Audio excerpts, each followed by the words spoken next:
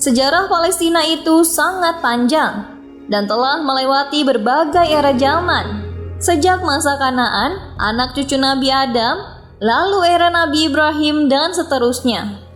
Berikut ini adalah sejarah Palestina menurut Islam. Pertama, pada masa Kanaan awal. Sejarah Palestina diawali dari Kanaan, nenek moyang bangsa Palestina. Nama Palestina itu diawali dari sebutan oleh bangsa Romawi kepada bangsa campuran antara bangsa Kanaan, suku asli penghuni wilayah Yerusalem dan sekitarnya dengan para kabilah Arab. Nama Palestina itu diberikan kepada keturunan bangsa Kanaan tersebut karena ada bangsa Filistin yang datang lewat lautan dari Yunani, bangsa Eropa yang sangat ditakuti oleh bangsa Yahudi. Bangsa Kanaan awalnya adalah penyembah berhala. Kedua, era Nabi Ibrahim. Berdasar penggalian arkeologi dan ayat Quran, Nabi Ibrahim dan beberapa pengikutnya pindah ke tanah Kanaan, yang di Quran disebut sebagai tanah yang diberkati bagi untuk sekalian manusia. Sesuai ayat Al-Quran, Quran Surah Al-Anbiya 21 ayat 71 yang menyatakan bahwa Allah Subhanahu wa Ta'ala telah menyelamatkan Nabi Ibrahim dari siksaan api Raja Namrud, lalu mengirimnya ke tanah Kanaan di lokasi yang sekarang disebut sebagai Hebron, Al-Khalil, Palestina, bersama Nabi Lut. Guna berdakwah kepada bangsa Kanaan, kini Palestina yang waktu itu sesat menyembah berhala agar kembali ke ajaran tauhid agama Islam.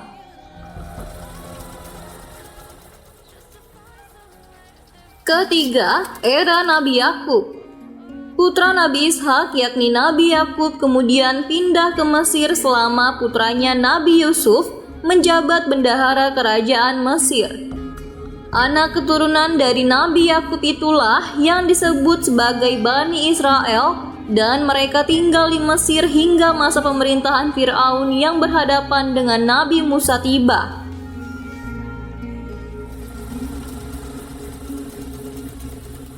Keempat, era Nabi Musa. Pada masa Nabi Musa inilah bangsa Yahudi Bani Israel yang dijadikan sebagai budak Fir'aun lantas kabur dan mulai memasuki wilayah Kanaan atau Palestina sekitar tahun 1250 sebelum Masehi. Sesuai Quran Surah Al-Maidah nomor 5 ayat 21 yakni Allah Subhanahu wa Ta'ala menjanjikan Nabi Musa dan kaumnya Yahudi Bani Israel sebagian wilayah Kanaan atau Palestina agar dapat terhindar dari siksaan Fir'aun dan anak buahnya. Hal tanah yang dijanjikan itu bukanlah keseluruhan tanah Kanaan atau Palestina tersebut, namun hanya sebagian saja dan itu pun mereka ingkari dan tolak. Sebagaimana ayat Quran Surah Al-Maidah nomor 5 ayat 24 hingga 26 yakni ketika kaum Yahudi Bani Israel menolak memasuki wilayah Palestina dan menyuruh Nabi Musa sendiri yang masuk ke wilayah Palestina tersebut, hingga Allah Subhanahu wa Ta'ala murka dan justru mengharamkan tanah Palestina yang tadinya dijanjikan bagi mereka itu. Kemudian sejak saat itu hingga 40 tahun berikutnya maka bangsa Yahudi Bani Israel terlarang datang ke Palestina dan akan mengembara kebingungan di muka bumi ini tanpa tempat. Setelah Nabi Musa tiada, maka kepemimpinannya digantikan oleh putra Nabi Harun, yakni Elizar, yang kemudian digantikan oleh Yusya, yang kemudian berhasil memasuki kawasan Palestina, kemudian menguasainya dan tinggal di Palestina hingga masa Nabi Daud dan dilanjutkan dengan anaknya Nabi Sulaiman. Kelima, era Nabi Sulaiman. Pada era Nabi Sulaiman inilah lantas berdiri Istana Sulaiman di dekat lokasi Masjidil Aqsa, yakni tepatnya di lokasi Dome of Rock.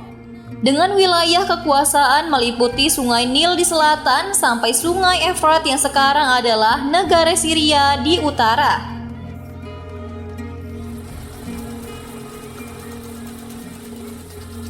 Keenam, era Nabi Isa. Setelah Nabi Sulaiman tiada, lalu Yahudi Israel mengalami kemerosotan hingga datang bangsa Romawi ke wilayah Palestina. Dan yang memimpin wilayah tersebut kemudian.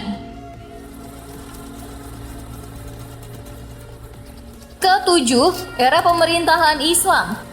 Pada tahun 640 Masehi, pasukan Muslim berhasil merebut wilayah Palestina dari Romawi dan selanjutnya berada di bawah pimpinan Khalifah Umar bin Khattab. Kemudian ketika Perang Salib terjadi, Palestina dipimpin oleh Kerajaan Ottoman yang setelah tahun 1917 Inggris.